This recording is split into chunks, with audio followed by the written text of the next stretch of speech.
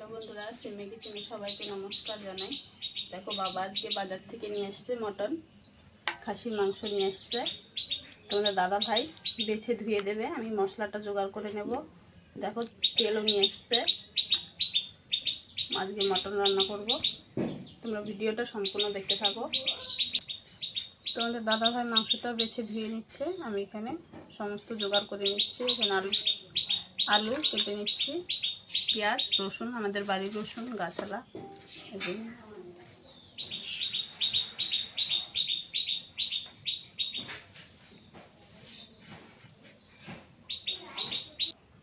তোমাদের দাদা ভাই মাংসটা ভালো করে ধুয়ে নিয়েছে। এখানে আমি তেলটা আলাদা রেখেছি, এখানে সমস্ত মশলাটা জোগাড় করে নিয়েছি। মাংসটা আমি হলুদ নুন দিয়ে মেখে 10 মিনিটের জন্য ঢাকনা দিয়ে রেখে দেবো। দিয়ে দেবো পরিমাণ মতন হলুদ গুঁড়ো, স্বাদ মতো নুন, দেব সর্ষের তেল,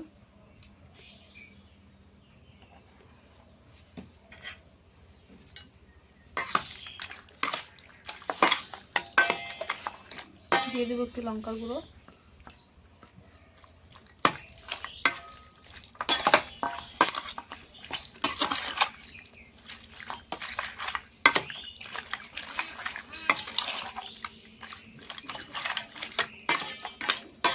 মাখা হয়ে গেছে। আমি 10 মিনিটের জন্য চাপা দিয়ে রেখে দেবো। ততক্ষণ আমি মাংসের জন্য আলুটা ভেজে নেব। দিয়ে দিচ্ছি কড়াইতে সর্ষের তেল, তেলটা গরম হয়ে গেছে। আলু দিয়ে দেবো, কেটে ধুয়ে রাখা আলু। আলুর মধ্যে দিয়ে দেবো স্বাদ মতো নুন,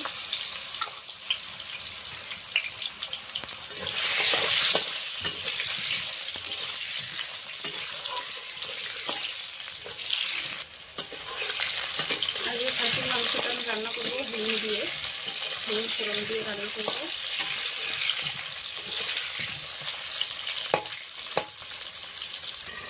তখন আলুটা ভাজা হচ্ছে, ততক্ষণ আমি মিক্সচারে মশলাটা করে নেব। দিয়ে দেবো আদা, কিছুটা রসুন,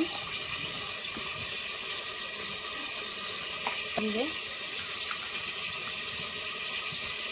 আদা জিরে রসুনটা আগে পেস্ট করে নেব।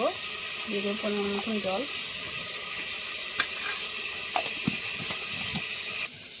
আদা জিরে রসুনটা বাটা হয়ে গেছে। এখন কাঁচা লঙ্কা শুকনো লঙ্কা বেটে নেব। দিয়ে দেবো কটা কাঁচা লঙ্কা, কটা শুকনো লঙ্কা একসঙ্গে বেটে নেব। কিছুটা জল, কাঁচা লঙ্কা শুকনো লঙ্কা একসঙ্গে বাটা হয়ে গেছে। এখানে আলুটা ভাজা হওয়ার মধ্যে আলুর মধ্যে আমি দিয়ে দেবো সামান্য পরিমাণে হলুদ গুঁড়ো,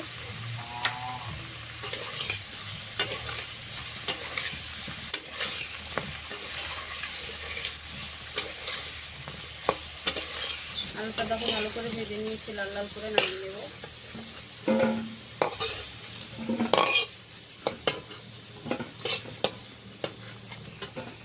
আলুটা ভাজা হয়ে গেছে। ফোড়নে দেব তেজপাতা, জিরে, শুকনো লঙ্কা। এখানে আমি গোলাপের পাতা নিয়েছি, গোলাপ ফুলের শুকনো। এখানে মোটা এলাচ, বড় ছোট এলাচ, দারচিনি ফোড়নে একসঙ্গে দিয়ে দেবো। কড়াইতে সর্ষের তেল দিয়ে দিয়েছি।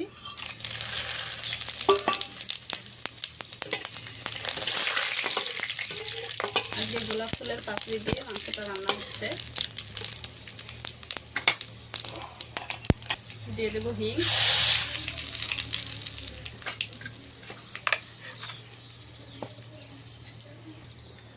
ফোড়নটা হয়ে গেছে। দিয়ে দেবো পেঁয়াজ কুচি,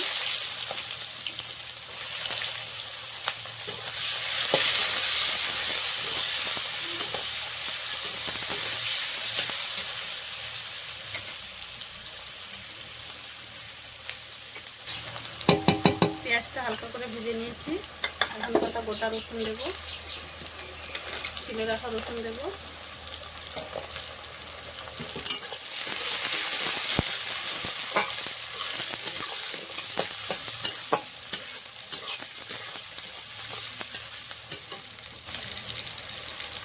দিয়ে দেবো কাঁচা লঙ্কা শুকনো লঙ্কা একসঙ্গে বাটা। দিয়ে দেবো আদা জিরে রসুন বাটা।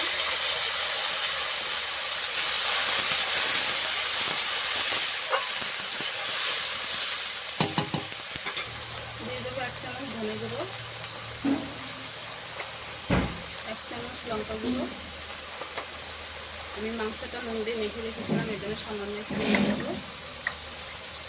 দিয়ে দেবো হলুদ গুঁড়ো। মশলাটা আমি এখন ভালো করে কষিয়ে নেব।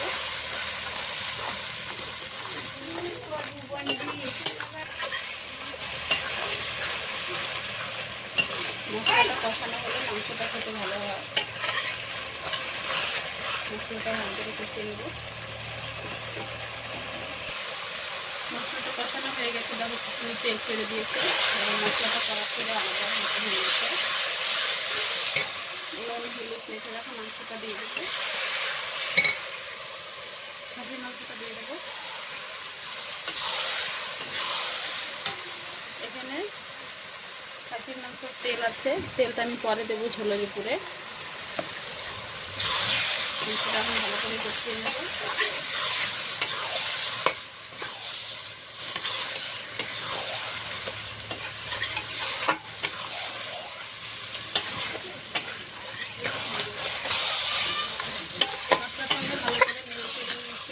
মাংসটা সিদ্ধ হওয়ার জন্য 1 বাটি জল দিয়ে দেবো।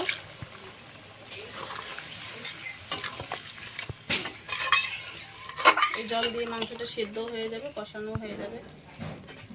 ঢাকনা দিয়ে ঢেকে রেখে দেবো, আস্তে আস্তে জাল দেবো। ঢাকনাটা খুলে নেড়ে নেব।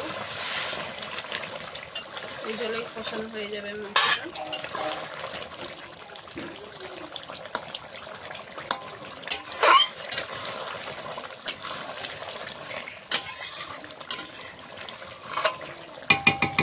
আবার ঢেকে দেবো, ঢেকে ঢেকে কষাতে। ঢাকনাটা খুলে আবার নাড়বো, দেখো কত তেল ছেড়ে দিয়েছে। খুলে কষাবো ভালো করে।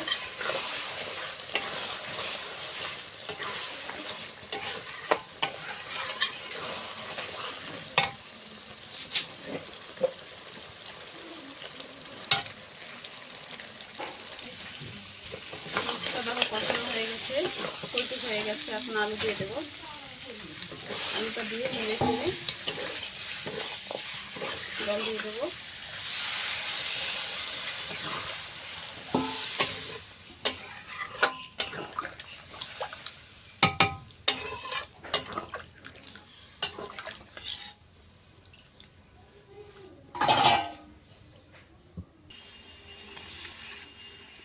জল দিয়ে দিয়েছি, দিয়ে দেবো তেল, খাসির তেল।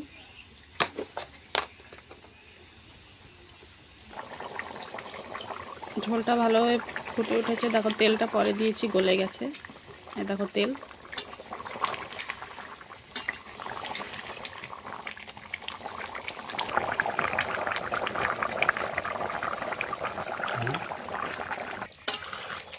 মাংসটা রান্না হয়ে গেছে, বেশি ঝোল রাখিনি। গরম মশলার গুঁড়ো দিয়ে নামিয়ে নেব। নামিয়ে নিচ্ছি। মাংসটা রান্না হয়ে গেছে, মাখা মাখা করে করেছি। তোমাদেরকে যদি ভালো লাগে অবশ্যই লাইক, কমেন্ট, শেয়ার, সাবস্ক্রাইব করে দেবে। আজকে কিন্তু রান্নাটা